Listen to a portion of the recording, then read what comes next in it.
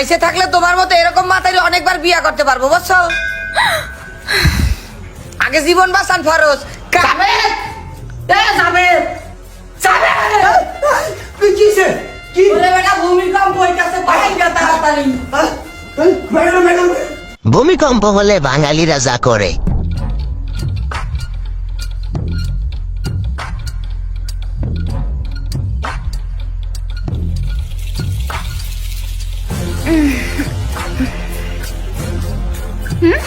কি ব্যাপার, কি হচ্ছে এসব? সব কিছু লড়তেছে কে? হ্যাঁ আল্লাহ, এটা তো ভূমিকম্প। জীবন, এই জীবন, আরে ওঠো না, ভূমিকম্প হইতাছে। কি ভূমিকম্প হচ্ছে? হ্যাঁ। হায় হায়, এখন কি হইব?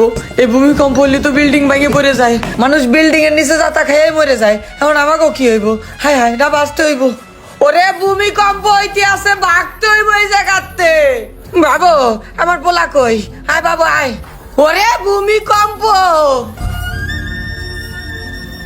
ভূমিকম্প, ওরে ওরে এ ভূমিকম্প। কাশেম, এই শুনো, তুমি পোলারে নিয়ে একটা গাইয়া বললা, আমার কথা ভাইবেও দেখলা না। আমার জীবনে কি একটু দাম নাই? এই তুমি আমায় ভালোবাসো? দাঁড়া মাতারি, আইসে যত আজিরা কথা। বাইসে থাকলে তোমার মতো এরকম মাতারি অনেকবার বিয়া করতে পারবো বুঝছো। আগে জীবন বাঁচান ফরজ। কাশেম, আরে কাশেম, ইয়া বেটা ভূমিকম্প হইতাছে। এক কাম করো, এই পোলা নিয়ে তাড়াতাড়ি নিচে যাও, নিচে যাই একটা খোলা মাঠের নিচে দাঁড়াও, দৌড় দাও তাড়াতাড়ি। যাইতাছি।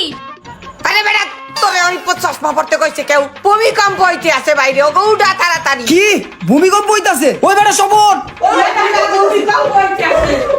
বাজে এ বাজে বেটা, বাজে নিজের জায়গাকে বাঁচা বেটা, ওই বাজে বাজে পোলা পোলা পড়তে লে বাজে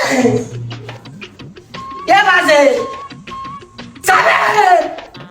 আরে বেটা ভূমিকম্প হইতে আছে, যাবে এ বেটা যাবে।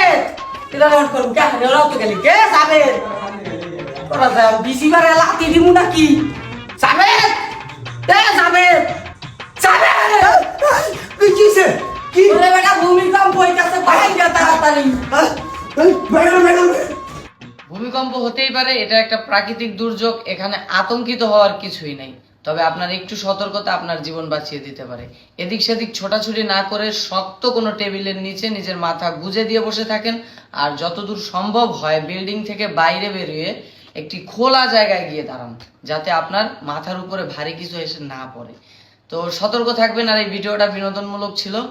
আপনারা কি বলবো, এখন বলতে পারেন অনেকেই যে ভূমিকম্প নিয়েও ফানি ভিডিও বানাচ্ছেন, তো আসতেই পারে কথা। ওই উল্লেখে আগেই বলে দিলাম, যদি কারো অনুভূতিতে আঘাত লাগে তাহলে আমি আন্তরিকভাবে দুঃখিত।